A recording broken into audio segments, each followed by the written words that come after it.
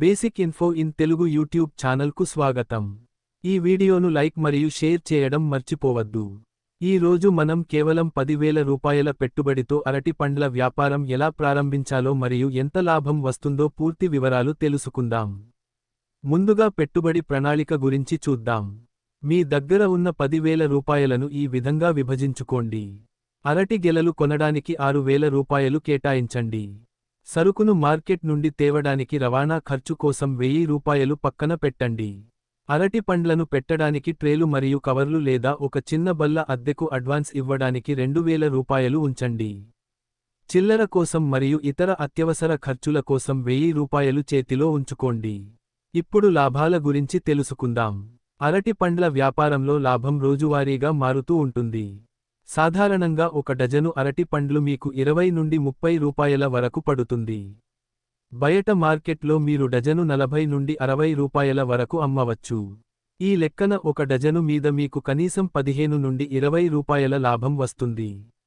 మీరు రోజుకు కనీసం 30 నుండి 50 డజన్లు అమ్మగలిగితే ఖర్చులు పోను రోజుకు 500 నుండి 800 రూపాయల వరకు సులభంగా సంపాదించవచ్చు. సరుకును ఎక్కడ కొనాలి మరియు ఎలా అమ్మాలి అనే విషయానికి వస్తే మీ దగ్గరలో ఉన్న పెద్ద టోకు మార్కెట్ లేదా రైతు బజార్కు వెళ్ళాలి. ఉదయాన్నే 4 లేదా 5 గంటలకే మార్కెట్కు వెళ్తే తాజా సరుకు తక్కువ ధరకు దొరుకుతుంది. మొదట్లో చక్రకేళి మరియు అమృతపాణి ఇంకా కర్పూరం వంటి ఎక్కువ మంది ఇష్టపడే రకాలను మాత్రమే కొనండి. మీరు షాపు తీసుకోకుండా తక్కువ ఖర్చుతో అమ్మాలంటే గుడి దగ్గర మరియు బస్టాండ్ దగ్గర లేదా స్కూల్స్ మరియు హాస్పిటల్స్ ఉన్న ప్రదేశాలను ఎంచుకోండి. అక్కడ జనాలు ఎక్కువగా ఉంటారు కాబట్టి అమ్మకాలు త్వరగా జరుగుతాయి.